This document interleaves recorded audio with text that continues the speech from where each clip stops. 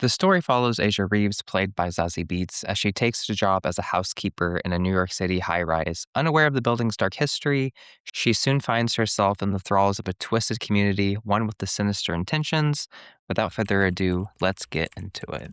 After seeing this film, it's clear why others have mentioned how this film plays out like a unique culmination of other known films, most notably Kill Bill meets Ready or Not.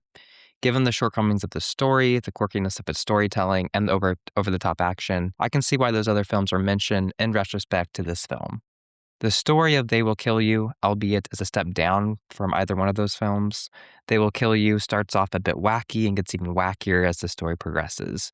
We jump back and forth at certain moments, revealing character decisions and backstory, but we mostly stay in the perspective of Aisha Reeves, as she is the central character to the story being told. While there are definitely a few surprises throughout, not all of them land very well, and some of which become reoccurring gags that are played for its comedic effect. The thing is, this movie, while presenting its own unique take and atmosphere, does leave a lot to be desired in its storytelling. While it's not unique in this regard, as many action films suffer from relaying a gripping narrative, this story will be remembered as being a bit bland and uninspired. While the film does gradually increase its quirkiness and its level of intensity in displaying its action set pieces, the story never quite grips you, despite the curveballs they throw your way. And boy oh boy, are there plenty of weird curveballs.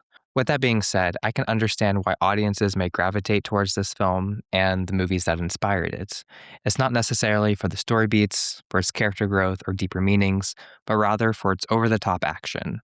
With that said, let's talk about the action in this movie. As mentioned earlier, the action in this film is intentional and gradually builds as the movie progresses. The first action set piece, without giving anything spoiler specific, starts off as grounded as one might assume, given the stakes and reality that this film provides you with. Clearly intentional, this way of introducing us to this twisted environment played to the film's benefit, allowing us as the audience to settle in before it truly went off the rails. This, of course, wouldn't have been possible if not for a capable lead physical presence anchoring the movie's tone and action-packed progression. Zazie Beetz plays her role well in embodying this physical force. It's with this in mind that I ultimately walked away from this film being impressed by her physical performance. The action is definitely intense, it's violent, extremely graphic, yet quirky enough to be labeled as goofy in various moments, while maintaining a sense of being over-the-top fun. The trailer lays the groundwork for what I mean, and if you've already seen the trailer, then expect more of that as you go into this film. Sure, the brutality of the slashing, shooting, kicking, stabbing are all played up as being a bit for its comedic effect, but I'd suggest that part of the draw for a movie like this, its action isn't meant to be believable, rather it's made to be something a little different. And speaking of different, it brings us to the characters. None of the characters in this film are particularly likable. The main character, Asia, like the rest, remain to be a bit uninspired.